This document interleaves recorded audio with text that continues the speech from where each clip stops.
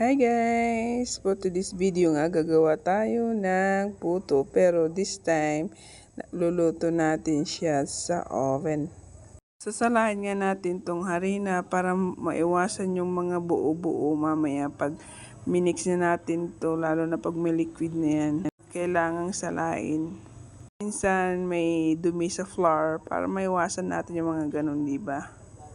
500 grams nga ng flour ang ginamit ko dito or 4 cups. At white sugar na half cup ang nilagay ko dito.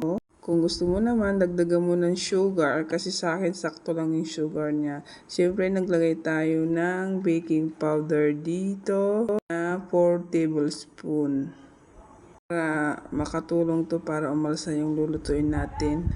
Siyempre, ang ating tubig na 2 and 1/2 cup of water ang nilagay ko dyan.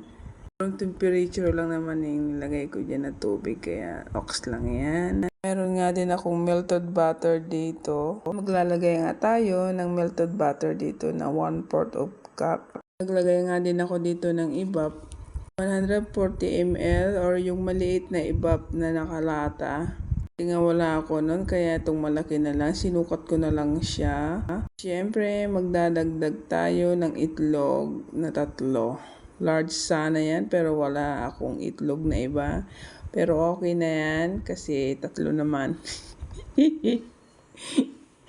Mix ko nga lang muna saglit yan para matunaw yung mga egg yolk. At saka naglagay ako ng condensed milk na half cup ang nilagay ko dito para extra sweet dun sa sugar, kasi half lang na sugar ang nilagay ko dito. Siyempre sisimutin, sayang yan.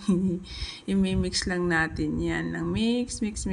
Lagay nga ako ng tubig sa tray kasi nga diba hindi natin i-steam tong puto. Okay.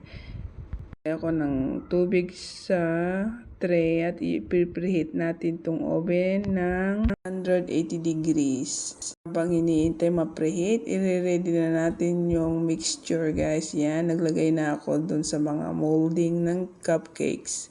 Kasi wala naman akong yung cupcake liners para mas easy sana mamaya pagkakainin mo na, tsaka less messy. Kasi pag dyan kasi pag tinanggal mo siya, ang daming dumidikit. Kaya mas maganda sana kung liner. Siyempre, naglagay ako ng cheese on top. O yan, diba? Tingin pa lang masarap na. So, lalagay na nga natin sa oven. Siyempre, hihintayin natin yan na maluto ng 15 to 18 minutes, guys.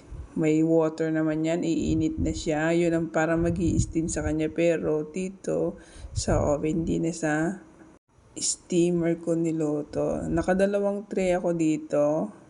Sobra pa nga yung mixture na ginawa ko. Buti na lang may lalagyan ako na yun. Napakaliit.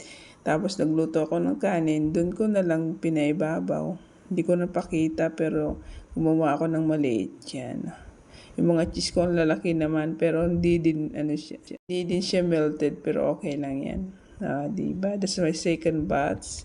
Ayan, umalsa na yung puto natin guys, yan o.